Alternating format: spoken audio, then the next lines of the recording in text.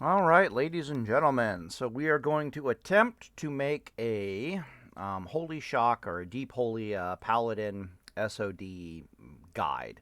We're going to do this in general, and we're going to do this for Phase 3 and stuff, and just talk about her basically, at the 40,000 foot level.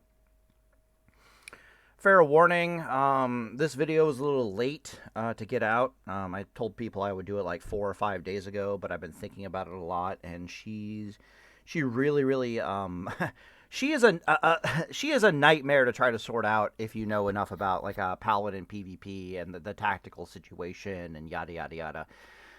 If you guys don't know, she really needs to be played either in Season of Discovery, either as a Jousting Paladin, which is what we're primarily going to be talking about today, or she needs to be played as a time on target paladin.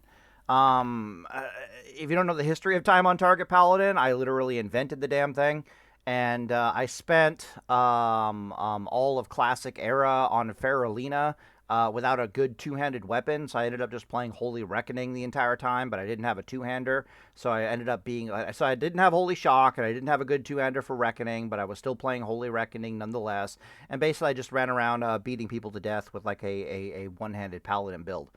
So I have like literally thousands of hours of experience of what it takes to sit on top of somebody and try to beat them down with a fast one-handed weapon, which is what everyone's going to basically be trying to do for deep holy paladins, using like art of war and exorcism, and I'm going to heal myself with art of war and blah blah blah blah blah. Not the best idea in the world. Okay, so there's basically only really two ways to play her. The first one, like I was saying, is jousting, and the other one is time on target style. I'm looking at time on target at current level in Phase 3, and I'm looking at time on target in the future when we actually get proper Paladin PvP gear. So right now, Blizzard still refuses to give Paladin proper Paladin PvP gear, even though they're like, "Oh, we're giving you PvP gear now." And so, don't you happy? No, you're not giving us the right damn gear. Proper Paladin PvP gear is the all stats gear. It's Avengers. It's the Marshals gear. It's even tier 2 for Season of Discovery is really good. Tier 1 for Season of Discovery is really good. Basically, it's gear that has like strength, stamina, intellect, spell power, and melee critical strike. Like that's you want all the stats. Um, but no, they're giving us like warrior gear and like spell power, intellect gear as if it was retail, which is awful. The reason why this is awful is because Paladin in Season of Discovery or Classic World of Warcraft does not have the spell power ratios behind their spells to really support anything. I know I'm going off on a tangent here, but just bear with me. A little bit of a tangent. She doesn't have good spell power ratios behind her. So, for example, almost all of her spell casting, the good thing behind it is it's almost all instant, right?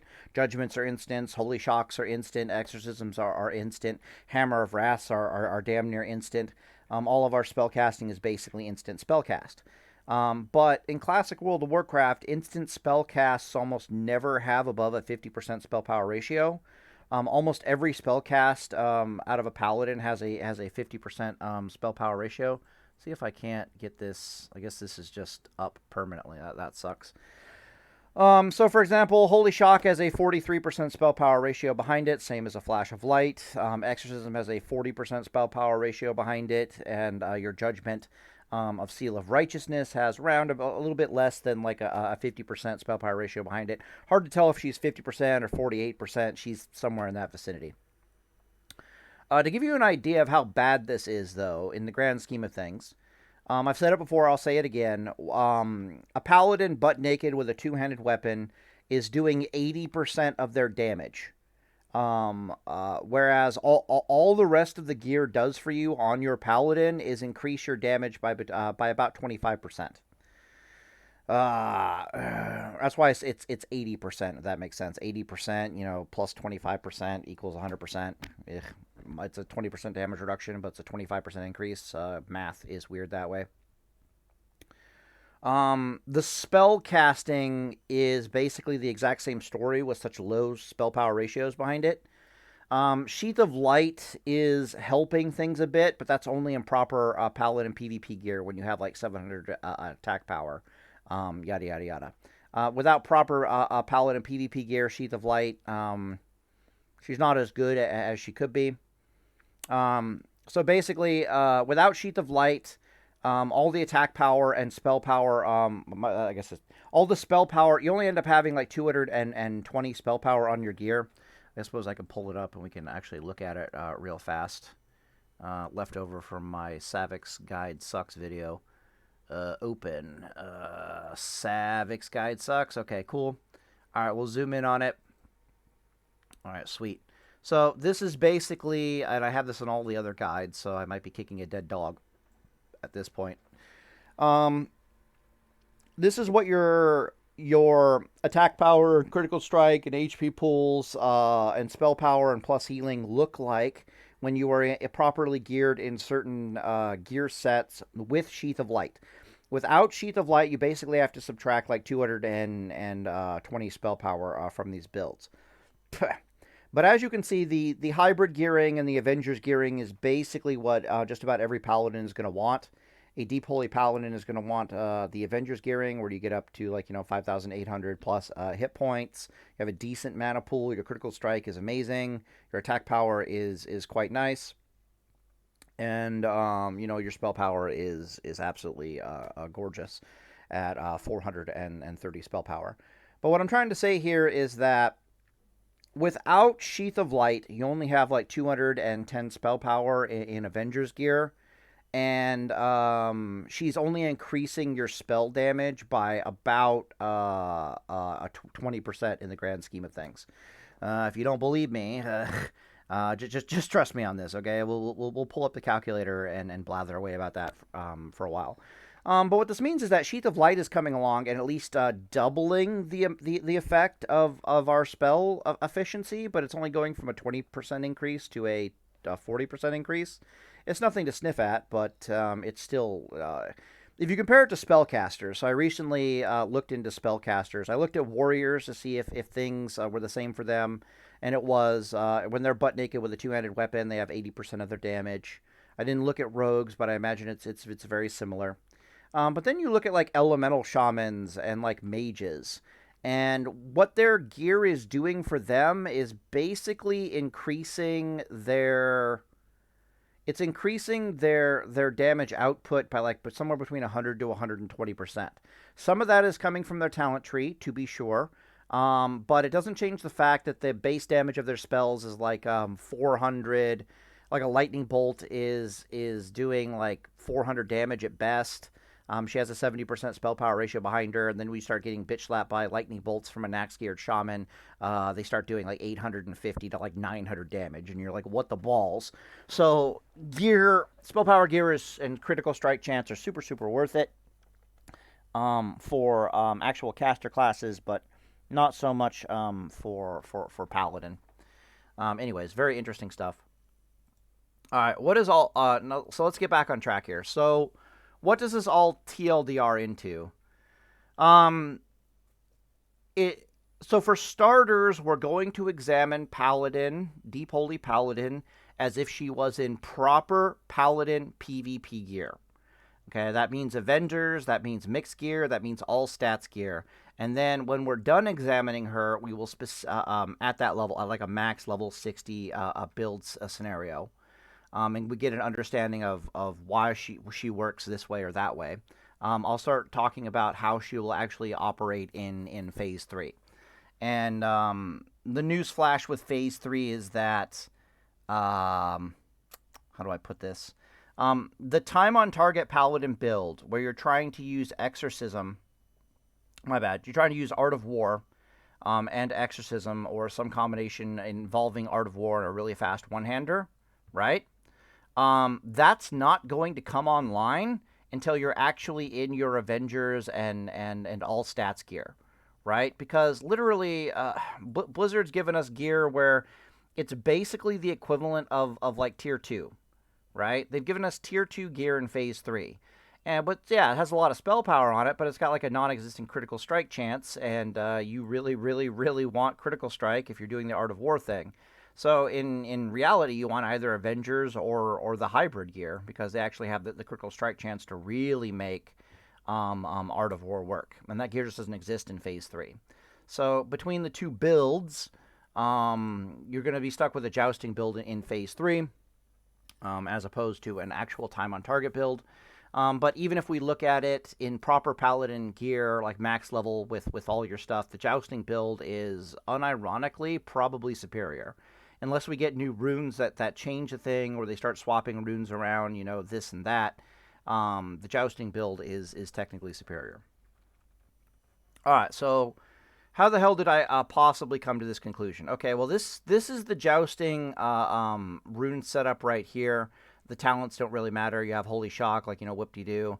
And this is a Shock Eye variant, so you have Eye for an Eye. Technically, I would strip a point out here and put 1 point into Seal of Command. This is Shock Eye, where you have basically Holy Shock and Eye for an Eye, which is going to be super valuable for you in Season of Discovery. Basically, every Paladin build in Season of Discovery either needs to have Reckoning or they need to have Eye for an Eye. If you don't have Reckoning, if you don't have Eye for an Eye, you're basically trolling as a Paladin.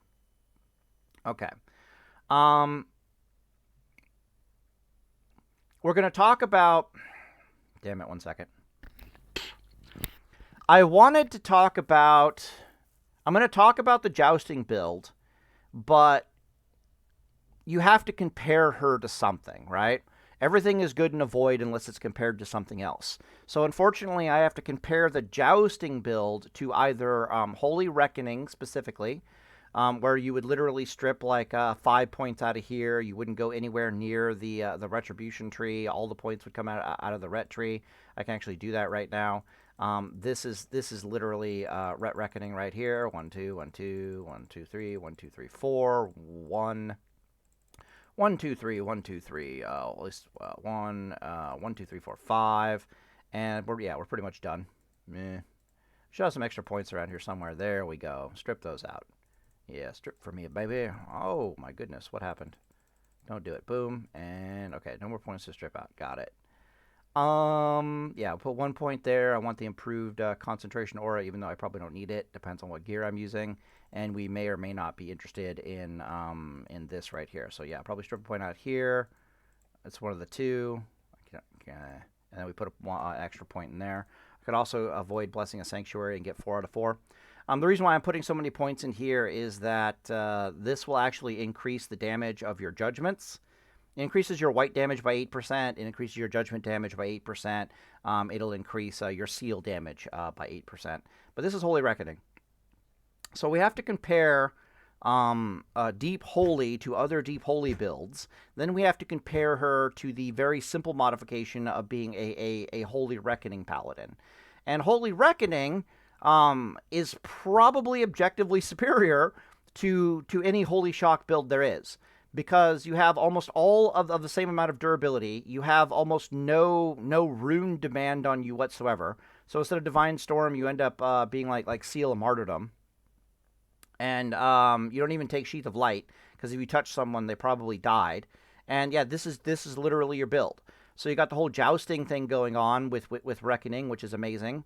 You have Seal of Martyrdom, which means and you have Reckoning, so you're just going to delete people when you touch them. You have Hand of Reckoning and Sheath of Light to be super tanky. This is just God tier. The only thing you're missing in here is you're missing Sheath of Light. You have the free crit heal Holy Light from Divine Favor, but you don't have Sheath of Light to really take advantage of it. Because if you have Sheath of Light and the free crit heal, what ends up happening is you'll heal yourself for 70% of your HP pool, but then you'll get a hot on you for the next 12 seconds, which will heal you for 90% of a normal a Holy Light, which will be about 2,000 HP. And while that hot is on you, you're basically unkillable, and you can start making moves on the enemy. Super, super valuable. If you have Divine Favor and you don't have Sheath of Light, you're borderline trolling. But the Jousting is so amazing here that you end up going with the Joust anyways. Not the Joust, the Jab. The Jab is so amazing here that you end up just jabbing them down anyways. Can't really do that Yeah, so you got to compare that to that. However, Deep Holy, let's get some points in here. Deep Holy actually does take Sheath of Light, which is one huge perk for her. So she can actually make use of the Divine Favor proc spectacularly.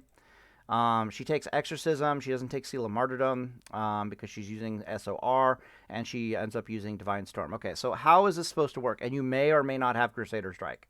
Hard to say which if you have Hand of Reckoning or you have Crusader Strike on this build. Okay, so how does this build work? All right, well, again, we have to compare it to something, right? So I have to compare this build to the Reckoning build, and I have to compare this build to other potential Holy Shock builds, which would be like a Time on Target build. Time on Target build, you wouldn't have Sacred Shield. The best one I could possibly come up with, okay, for Time on Target, get this is crazy, is you go Art of War, you go Sheath of Light, you go Divine Storm. Actually, that's assuming if Seal of Martyrdom is still ×2 proccing Art of War, you have to take Seal of Martyrdom, which is sad. You actually don't take Purifying Power. Instead, you take Hammer of Righteousness. That gives you a little bit better damage as a one-handed Paladin build, time on target wise. You don't take Crusader Strike, so you can take Hand of Reckoning, which is nice. But you don't actually, even though you have Art of War, you don't take the Exorcism rune. Instead, you actually take Avenger's Shield. And this was the best possible build that I could come up with for a time on target Paladin, even theoretically in Avengers. And you might think, well, that's a terrible idea. Why am I taking, why am I going through all this trouble to take Art of War if I'm also not taking Exorcism? And the answer is, well, you're a time on target Paladin, so you don't do any damage, and you certainly don't do any healing unless you're physically on top of the enemy and smacking them. Which means that it's more valuable for you to have the ability to jump on top of people and keep them in melee and slap them around, basically, right? All your DPS is basically centered around hitting things, so you might as well take the thing that lets you hit them more often than the thing that will let you do more damage when you're hitting them. If you don't know, a time on target Paladin with a one-handed weapon, excluding Sheath of Light, and I know this off the back of my hand, she only does about 200 DPS against a 40% armored target. Against a 40% armored target, she does about 200 DPS. You need about 200, around about 200 DPS, like 180, 210 DPS, somewhere around there as a time on target Paladin. This is in traditional classic World of Warcraft. Again, I invented the damn thing. Just hear me out on this. You need a little around about 180 DPS just to be able to kill anybody normally. In Season of Discovery, you're going to need more DPS, which means we either need to sit on top of our enemy more often and beat them, or we need to somehow find more DPS. And Avenger Shield kind of does both of those. She does damage in her own right, which is not half bad. She's not as good as Exorcism, especially with Art of War, but she definitely lets you sit on top of the target more. So anyways, my point is, without any of these runes, you do about 200 DPS. Hammer of Righteousness will increase that a little bit. Seal of Martyrdom's not going to increase that at all over like Seal of Righteousness, which kind of sucks. You end up having even you end up even losing judgment damage in Seal of Martyrdom, which makes it even worse. But you do kind of make up for that with the whole Art of War thing. Except you're using Art of War primarily to heal yourself, because healing is more valuable in a time on target Paladin build than actual damage is. So you're primarily using Holy Shock and Art of War to heal yourself, which is not ideal. Seal of Martyrdom has to come along for the ride just to ×2 proc that, which is not ideal. You can no longer really use Edward the Odd all that well, because Edward the Odd, she has a very low proc chance. You really need the ×2 proc from Seal of Righteousness, so you can't use Edward the Odd, which makes Art of War even worse. There's a lot of things I didn't like about this, and this just made me groan, and this is the best one I could possibly come up with. If I decide to take Exorcism, I'll do tons of damage. So now I'm suddenly doing damage, right? Because Art of War is being used to heal predominantly. Seal of Martyrdom isn't... I'm not gaining any damage off of Seal of Martyrdom. I'm probably even losing damage off of Seal of Martyrdom. That's even with it doing 85% weapon damage at like 1.3 weapon speed with a stupid normalization, which they might get rid of in the future. I prefer Seal of Righteousness is what I'm saying, but I have Art of War, and if it's still ×2 proccing Art of War, I might as well take Seal of Martyrdom. It just sucks. There's too much opportunity cost going on here. And if I take Exorcism, finally I'll be able to do DPS. This is the only thing causing DPS so far, if you're following. Art of War is not doing any gaining us any DPS because we're using it to heal ourselves with Holy Shock. Seal of Martyrdom, we actually lose DPS over a Seal of Righteousness build. Or it's about dead even, but we can't use Edward the Odd, which is hurting our healing capability. So we got no DPS gains here whatsoever. So only finally when I take the Exorcism rune do I actually gain DPS. So Hammer of Righteousness kind of gets us a little bit of DPS, but you're only gaining about 60. Let me think. At 20% critical strike chance, because I've done the math on this before. She basically, every 20% critical strike chance you have, Exorcism will, Art of War will double its proc rate. So if you're getting one Exorcism out every 15 seconds, and you have 20% melee critical strike with Art of War, congratulations, you're now getting one of those out every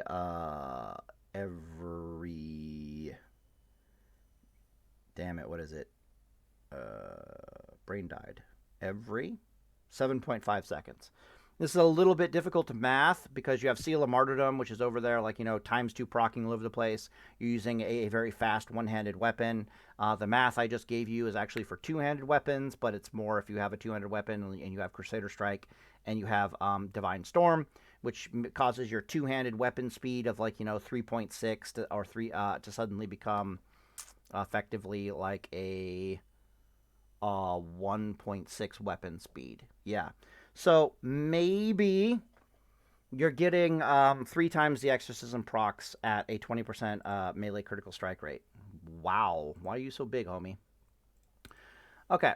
And you can see this all in the Savix Guide Sucks video. I still had all this math here. Exorcisms worth about 65 DPS at 450-ish spell power. You can see it all down here. Worth about plus 65 DPS, 20% melee critical strike, blah, blah, blah, blah, blah. That's with, yada, yada, yada, yada, yada, yada. Okay. So what this is telling me is, what is this Exorcism rune worth? And I got to multiply this by 3. And the answer is, if I'm physically on top of my target, this Exorcism rune is worth an almost doubling in my DPS, which is not bad. But then, of course, I have to compare it to the fact that Avengers, what is Avengers going to do by comparison? Well, what Avengers is going to do for you is, number one, it's going to let you sit on your target longer. But if she's not letting you sit on your target longer, she lets you also take different trinket selections. So rather than traditional time on target Paladin uses... what is it? Let's see here. Traditional time on target Paladin uses Gnomish Netomatic and Goblin Mortar, and then switches between a few other ones when those are on cooldown. So like Nifty Stopwatch gets switched into. I forget what the other ones are off the top of my head. Tidal Charm gets switched into. There's another one that's like a really bad one. I forget. Yeah. But those are your traditional trinkets for catching people. But if I have Avenger Shield, suddenly I can take a more offensive spell power trinket like a Jom Gobbers, or a Jom Gobbers would be absolutely amazing. I can pull it up here. She's like for time on target Paladin with Sheath of Light, Jom Gobbers is just insane. Basically, increase your attack power by 65 and an additional 65 every 2 seconds, and it lasts 20 seconds. Jom Gobbers is absolutely insane as an offensive trinket, but there's other ones like the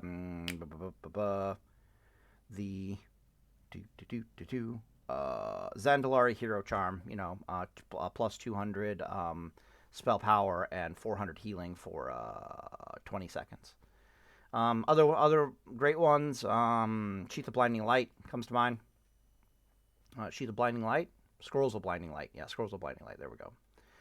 Yeah, so I had to weigh that. I had to weigh everything else, and it was just nightmare fuel trying to get this to work, because I'm like, I'm nowhere near as durable as I want to be, and there's just all kinds of holes in your gameplay.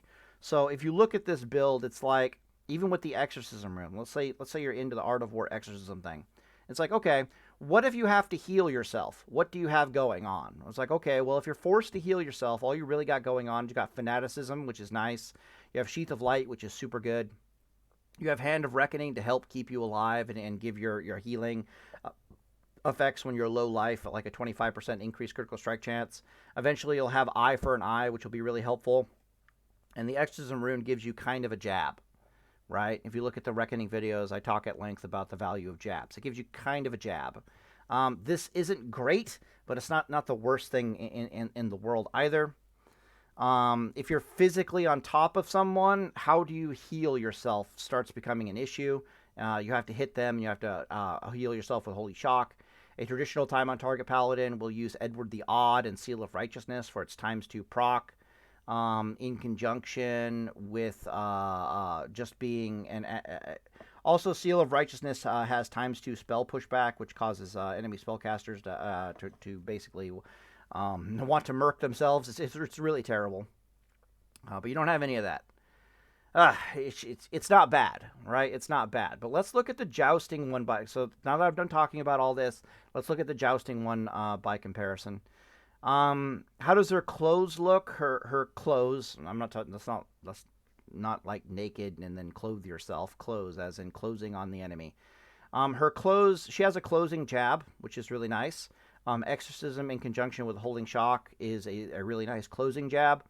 If you don't know what the hell I'm talking about, let's say there's a mage over there who's trying to cast Sheep on you. He's got, like, the 800 Frost Mage HP shield up. He's casting Sheep on you, and you want to close the distance and bitch slap him.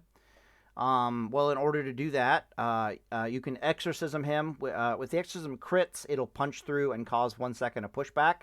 But if it doesn't crit, it only does like 750 damage, so it actually won't punch through and successfully do damage to that. I could be wrong. Let me look at that real fast. It depends on if Sheath of Light is active. Yeah, I can tell you that right now. The math is going to tell me that if Sheath of Light is active, Exorcism does not need to crit to punch through. Because when Sheath of Light is not active, she does about 750 damage. You need 800 to punch through.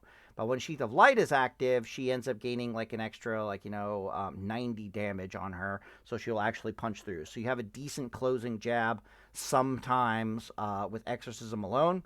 But more importantly, you have Holy Shock there to basically seal the deal. Right? So you can Exorcism them, push it back by like 1 second. Actually, that won't work, will it? Because this will cause you to be in a 1.5 second GCD, and their cast time is 1.5 seconds on Sheep. So they'll probably get the Sheep off on you, whether you like it or not. Yeah, so unless you have Sheath of Light, you can't close with the Exorcism jab, even with Holy Shock. Huh, that sucks. Let's read this real fast here. Flash of Light, Holy Shock, 100% critical. Yeah. So you really need Exorcism to crit in order to close with them. Or you need Sheath of Light active, one of the two. That's not too terribly hard to do in the grand scheme of things, though, because you can grenade the target, hit them once, that they'll grenade you and reset the distance. But your Sheath of Light is active. Okay. So you don't have a consistent closing jab, which sucks.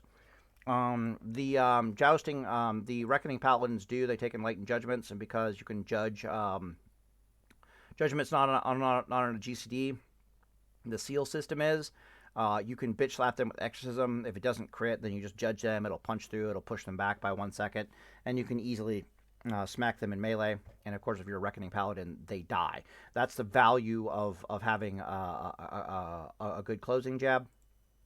Is you get to push back the enemy spellcasts and make a lot of them untenable, so you can get on top of them and start smacking them around before they can actually sheep you or get off their Doomsday Lightning combo or whatever the heck it is they're trying to do.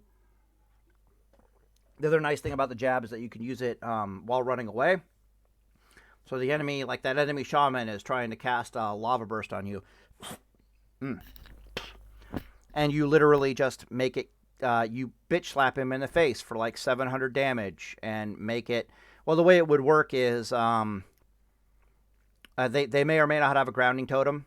So if they have a grounding totem, you have to judge away the grounding totem with the 40-yard range judgments, and then you bitch slap them with Exorcism, and you cause the spell to be pushed back by 1 second. And of course, you do 800 damage to them or something stupid like that. And then of course.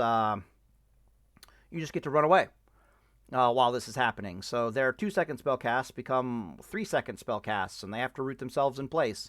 and you literally get to run away for like 1.5 seconds while you're in the GCD, which is like 13 yards, which extends the range of their spell cast. It's just nightmare fuel.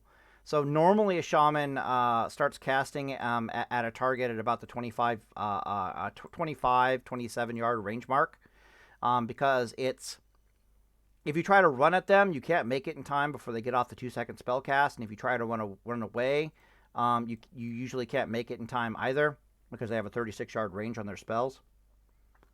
Because you can only run, so running is kind of difficult, and closing is kind of difficult. I guess they do it at 25 yards now that I'm looking at it, which is kind of their sweet spot for them.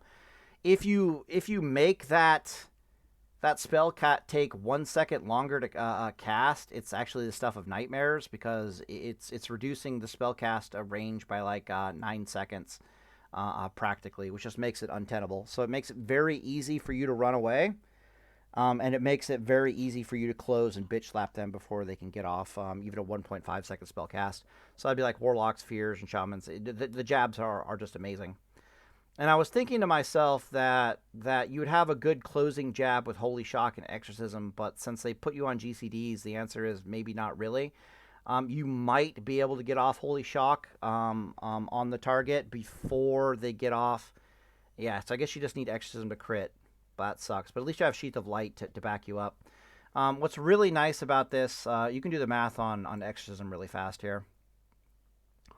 Oh, meh, that's not going to work. Alright, so Exorcism's base damage is about 550 at level 60. She has a 40% spell power ratio. As we saw in the gearing already, you're going to have about 440 spell power, but that's with Sheath of Light active. So if Sheath of Light's not active, I have to minus 120, so I only have 120 spell power, which sucks. However, you can use a Spell Blade. That'll increase your spell power by about 200, give or take. So the math always kind of pans out one way or the other. You only have 40% spell power ratio. Thanks, Blizzard. And there you can see that, like, the massive 20% damage increase. Again, we don't have any good spell power ratios.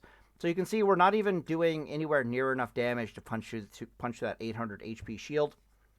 There are other ways to get through that shield. So, for example, this is an eye for an eye paladin, theoretically. So he might have taken chip damage from eye for an eye on his. Let me take a drink of water here.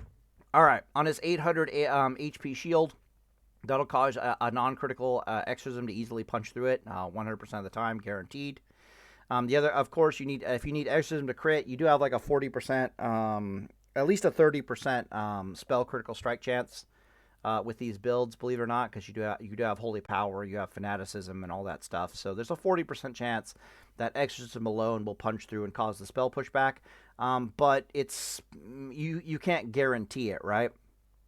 Against shamans, it's not so bad, or it might even be bad, because you have to get rid of you maybe use Holy Shock to get rid of the grounding totem, but then you still have to wait 1.5 seconds before you can bitch slap them with exorcism. But at least they're doing 2-second spell casts and not 3-second spell casts. But Holy Shock only has a 20-yard range, and they're starting to cast that spell at like the 30-yard range mark, and you see where we're going with this. And it's just like, ugh. So usually if they put down grounding totem, just exorcism it away and go for a run. They won't be able to do anything to you. And then if they want to try to mess with you without grounding totem, then you can easily close on them with exorcism. Because again, you're going to make those spells. Again, watch the Reckoning video if you want all the information about jab. I don't want to be like an hour of this video me talking about the value of the jab.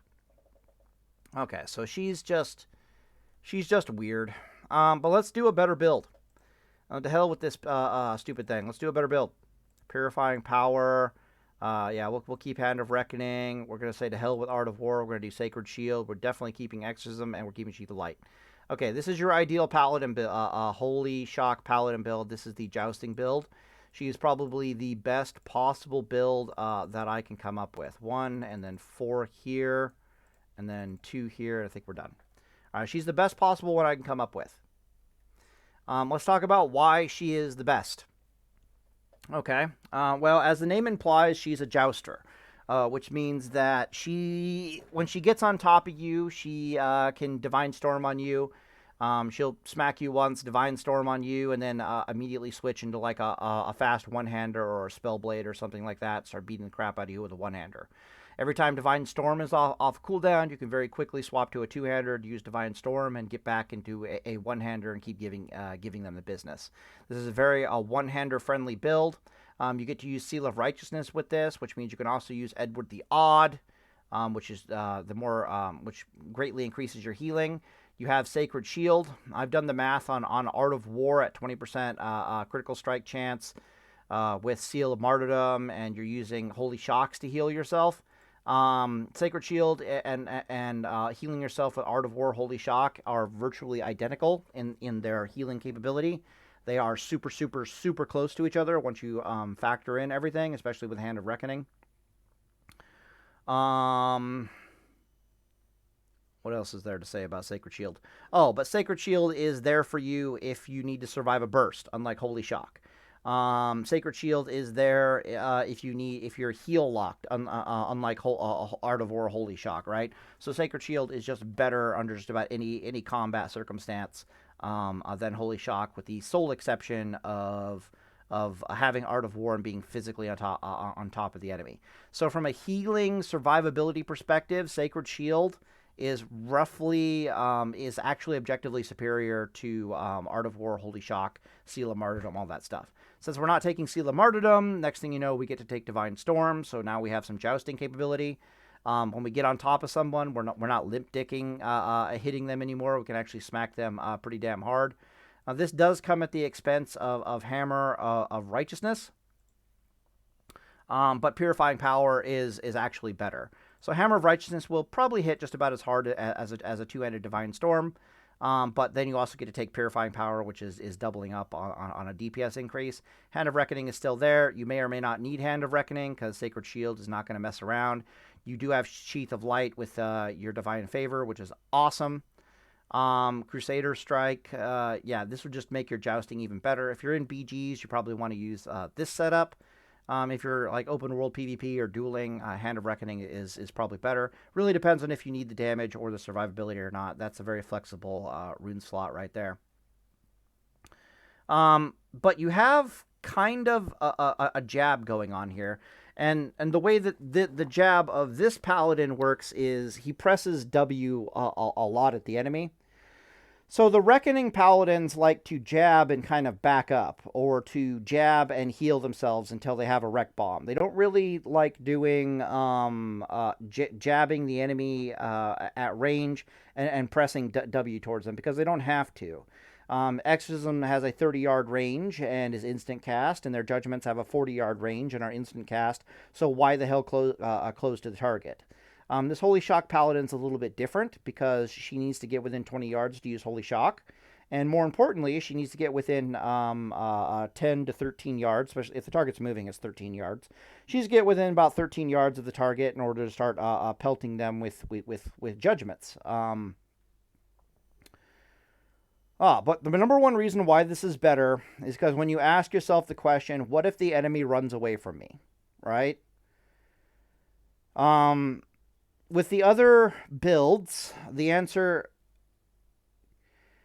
With a jabbing paladin, the answer to what if the enemy runs away from me is I keep pelting them with spells until they either die or they stop to heal, and then I'm physically on top of them. Okay, that's the answer for a jousting paladin. For the Art of War Holy Shock Paladin with Avenger's Shield, the answer is I have Avenger's Shield, so they shouldn't really be running away from me all that well. If you have Exorcism and Art of War rather than Avenger's Shield, the answer to that question is that you kind of, sort of, maybe kind of pelt them a little bit with Exorcism and Holy Shock, and but it's not all that great. But honestly, they have no reason to really run away from you because when you get into melee with them, you're not all that scary. But that's not entirely that's not actually true. They want to keep you away from it. I don't know what I'm talking about. I'll take that back. So it's not bad. Your chase pelting is not all that bad. This Paladin's also has elements of the chasing and spell blasting scenario. Basically, what I'm trying to explain is you end up taking Exorcism. Oh, right. The other Paladin didn't have Purifying Power. I remember now. She takes Hammer of Righteousness instead of Purifying Power. That way, you actually have some joust capability, because again, you need to like actually have the DPS increase. So it was either this setup with Avenger's Shield, I'm remembering now, or you could do Exorcism and Hammer of Justice, or Exorcism and Purifying Power. If you take Purifying Power, Purifying Power does not synergize very well at all with Art of War, right? If you're Art of War procking every 5 seconds, what the hell is Purifying Power doing for you in melee? It's not doing anything. All it's granting you is your chase DPS is somewhat decent, and your jousting ability is somewhat decent. Not the best, but it's there and it's not bad. By contrast, if you take Hammer of Righteousness, well, that synergizes much better with the whole Art of War thing. And if you recall from the Art of War, blah blah blah, we were desperate for DPS. If we didn't take Exorcism and we took Avenger's Shield, we were desperate for DPS. So this build, you'd probably want this, and you kind of have a chasing ability. But again, you're gonna gain DPS and tactical flexibility, but you're gonna lose DPS from Art of War. She doesn't synergize as well with Art of War as she does with this build right here. All right. Okay, so what exactly does this Paladin build do, and why do I think she's probably the best Holy Paladin spec? To start with, if something is in, it has to do with the 3 scenarios. Okay, so scenario number 1 for a Paladin is I'm physically on top of someone, and I'm stuck in melee with someone, or whether I like it or not, right? If it's a rogue, I probably don't like it. If it's a warrior, I probably don't like it. If it's like some kind of spellcaster, I do like it. That's scenario number 1. Scenario number 2 is can I catch someone? What does my catch or chase look like? And then scenario number 3 is what does my heal lock or healing capability look like? So, for example, a traditional Holy Reckoning Paladin, their healing looks like them spamming holy lights into themselves until they top off and they have a wreck bomb, and then they go and then they press W towards the enemy, right? How you deal with being heal locked is you just out heal the incoming damage until you're full life, and only then can you do something else. Right? That's the traditional way of dealing with a heal lock.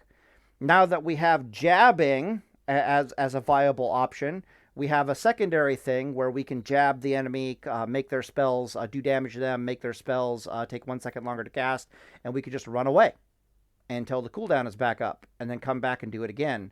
Or get distance on the enemy with that increased cooldown time, and then put a holy light into ourselves, and basically just hover around the 30-yard range and be the stuff of nightmares.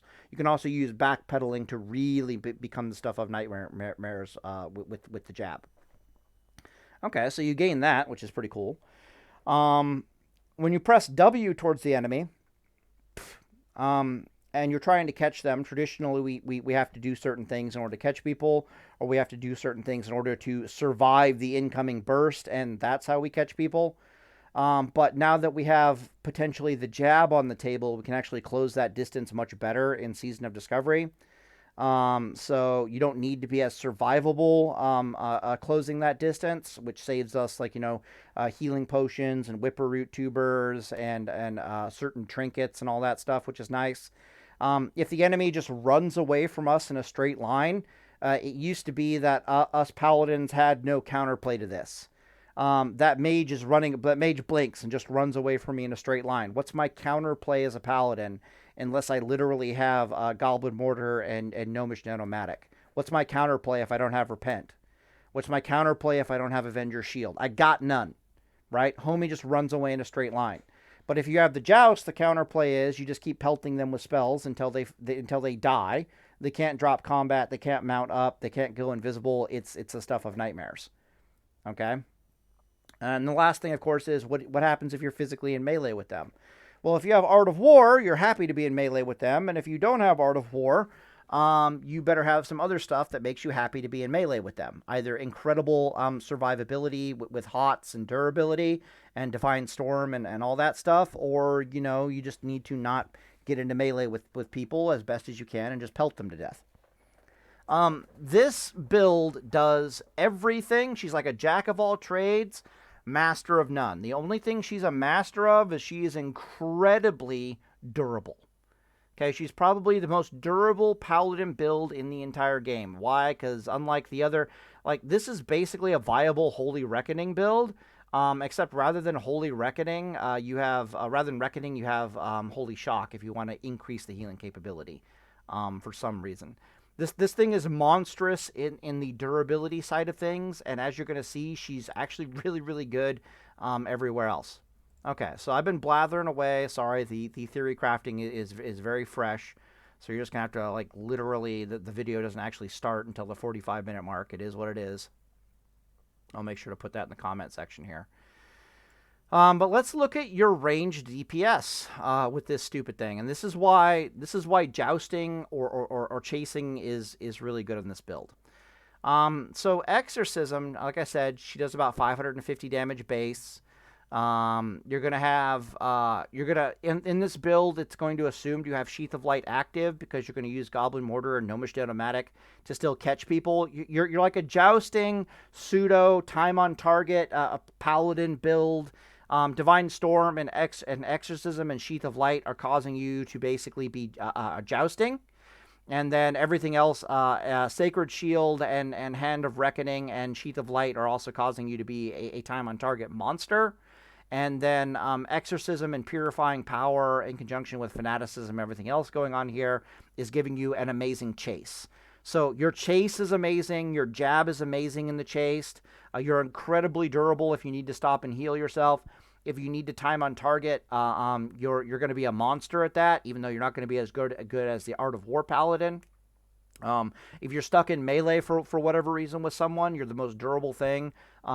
This side yeah, you're the most durable Paladin possible. Your fights won't be as one-sided in melee as like Reckoning Paladins or a Deep Ret Paladin properly built will be, but you'll get the job done anyways, and you'll feel super comfortable about it. This thing is a monster, and I'm gonna start talking about the aspects of why this thing is a monster. Actually, I'm gonna stop the video right here, and I'll make it an entirely another video just to avoid this video actually starting at the 45-minute mark. Jesus. Days Fall Boys.